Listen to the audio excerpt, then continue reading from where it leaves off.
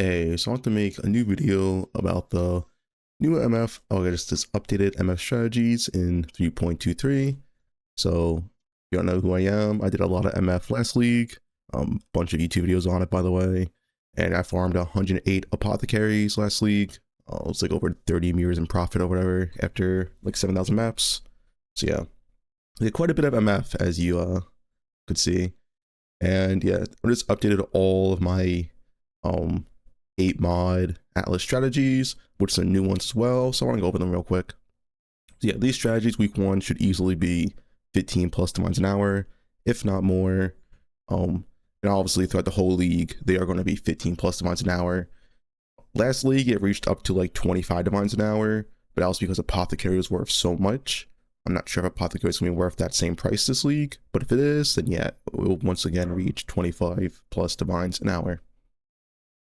So anyway, let's just go over the strategies real quick.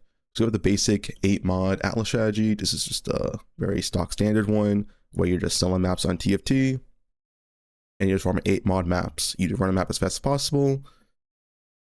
And yeah, also beyond really strong. And I guess one thing to mention to start this video, depending on fusion prices, not taking Endless Tide could be optimal because you actually get more tainted fusions without Endless Tide. So if fusions are worth like 60 to 70 chaos plus, then you probably actually don't want to take Endless Tide. So yeah, just keep that in mind when doing your MF strategy. But yeah, we're just taking all these map dupe nodes, taking all the quant nodes, taking the top half, and then of course just doing blue altars as you would do with any MF strategy. So yeah, nothing different here. Also, one thing to note on a nightmare, as I do say on my Google Doc, if your build is on the weaker side, take out on a nightmare and just end Deli at 5 rewards. So at the start, this can be quite hard to do, as Deli does make your map a lot more dangerous and a lot more tanky. So yeah, if you can't do this, just take it out. No big deal. You will get a little bit less profit, but obviously doing the map faster is overall more profit an hour than like doing your map at a really slow rate and dying a lot more. Yeah, very basic 8 mod strategy. This is usually the highest profit one, but it does come at a cost because you have to sell maps in TFT, which can be a big hassle and a lot of people don't like to do. So yeah, also have these links right here. So use PoE stack to buy your compasses, trade website to buy your scarabs, and of course you have to use TFT to buy and sell 8 mod maps. There's no other way around this. You cannot like sell 8 mod maps without TFT. It's not really doable, unfortunately. So yeah. So if you don't like doing 8 mods, I also have all these other strategies that don't involve selling 8 mod maps. Of course, you will have to buy 8 mod maps.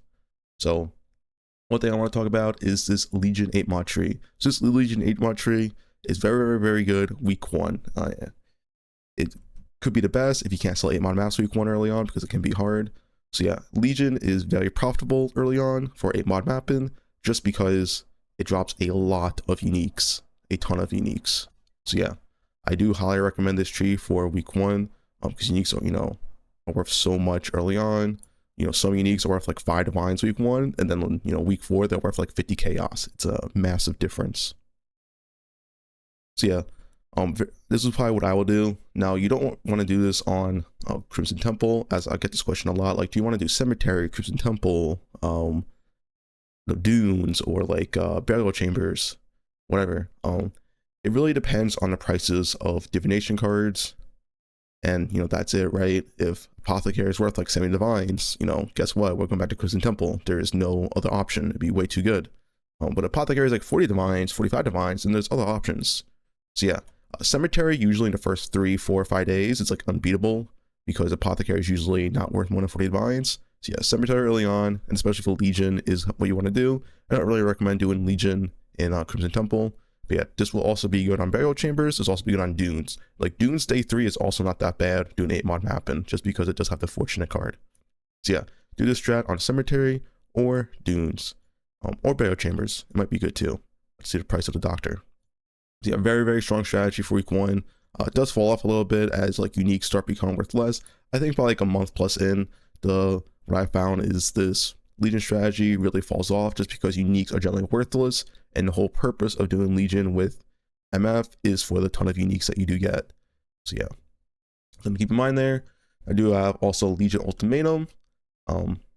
This is just like, I'm going to experiment. This could be trash, it could be really good, But yeah, ultimatum is not affected by magic find, but it is affected by map quant, and you are doing the highest map quant in the game, right? Because you're doing 8 mod maps with the full top half as wandering path. So ultimatum might be really, really good. It might be really, really bad. We'll have to test it out. So that's why I just have this tree here. If you want to test it out yourself, maybe good, maybe it's bad. But yeah, it's the same tree as the Legion one. You're just also doing ultimatum. Also, something to note on this Legion tree, as I do say right here, you can self-sustain your 8 mod maps with the Legion tree because you're all taking the map dupe nodes and stuff. So all you would do is take out this Legion Scarab, and you would take out the Legion Compass, put in 8 mod Compass, and put in the Cartograph Scarab. And then you can farm your own 8 mods, and then swap back to Legion. Yeah, so I do mention it right here as well. So yeah, that's something to keep in mind. I'll do this Harvey tree. So this Harvey tree, I think it's one of the weakest of them all, but I know some people like guaranteed profits, and the only reason why Harvey is, quote unquote, like weak, because it takes so much time. Without the Harvey nodes, that makes the Harvey go way, way faster. It takes a little bit too much time, but it is profitable. It is one of the highest returns you can do. So Harvey is a lot of returns, but yeah, it is a lot of time. So if you do want guaranteed early return profits, Harvey is good to do. Just keep in mind that, yeah, it will take more time, and therefore your profit an hour will be less, but your profit per map will go up.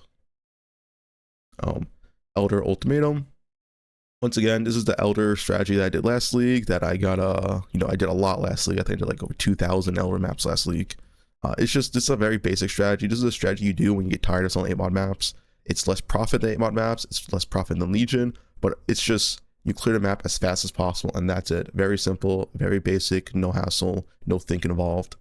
So yeah, the only difference between this one and my last league one is, once again, I'm going to try to fit ultimatum, and if ultimatum is good, I'll keep doing it. If ultimatum is bad, I'll spec out all these ultimatum nodes and go back into ritual.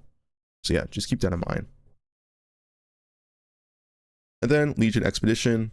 Expedition can be really good. I'm still undecided how I like Expedition. I don't like it in Crimson Temple, but I do like Expedition in Burial Chambers or Dunes or Cemetery. So I think this one is really, really good if you're going to do Cemetery. But yeah, I did not like it in Crimson Temple that much. That's kind of why I dropped Expedition. But I think if you're in Cemetery or Dunes, yeah, Expedition is high value. So yeah.